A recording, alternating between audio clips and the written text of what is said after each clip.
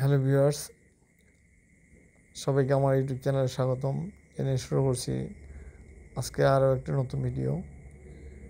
এটি খুব ইজি একটি পেন্টিং, একটি ঘর কিভাবে সহজে ড্রয়িং করা যায় সেই টেকনিক আজকে আমি আপনাদের দেখিয়ে দিচ্ছি। আমি কিন্তু আগে হালকা পেন্সিল দিয়ে ড্র করেছি ড্রয়িংটা ঠিকঠাক রাখার জন্য।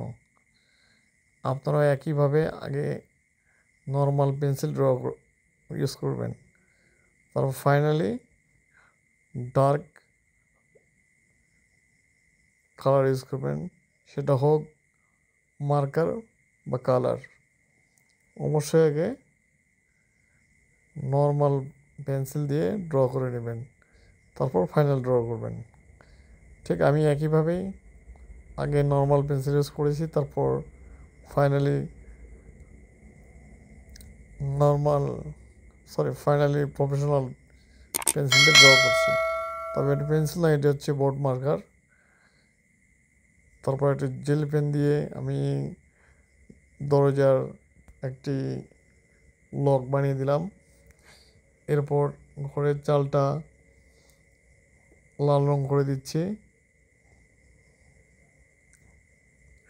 ঘরের চালের রং আমার প্রায় শেষের দিক।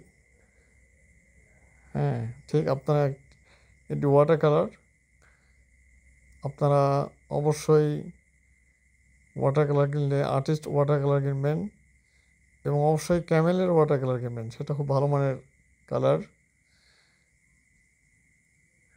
তো আমার ঘরের চাল অলরেডি কমপ্লিট। এখন আমি দেয়ালগুলি করব। এক পাশে ইয়েলো, আর এক পাশে গ্রিন দিব, যেহেতু এ বাচ্চাদের জন্য একটু কালারফুল করে দিচ্ছে। ঠিক আপনার সোনামণিকে একইভাবে আপনারা ড্রয়িংটা দেখাবেন যেন সহজেই ওরা শিখতে পারে।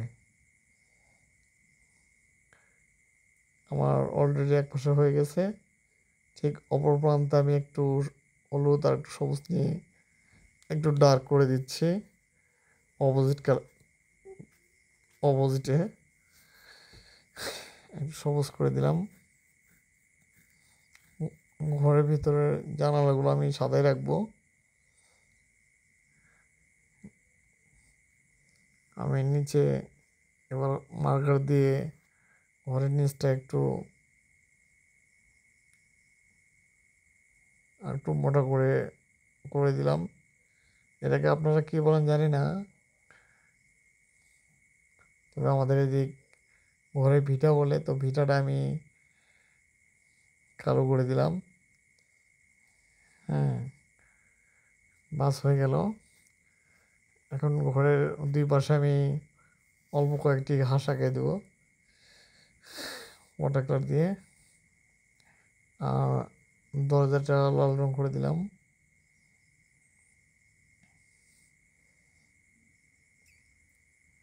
ঠিক একইভাবে আপনাদের বাচ্চাদেরকে এটা করাবেন।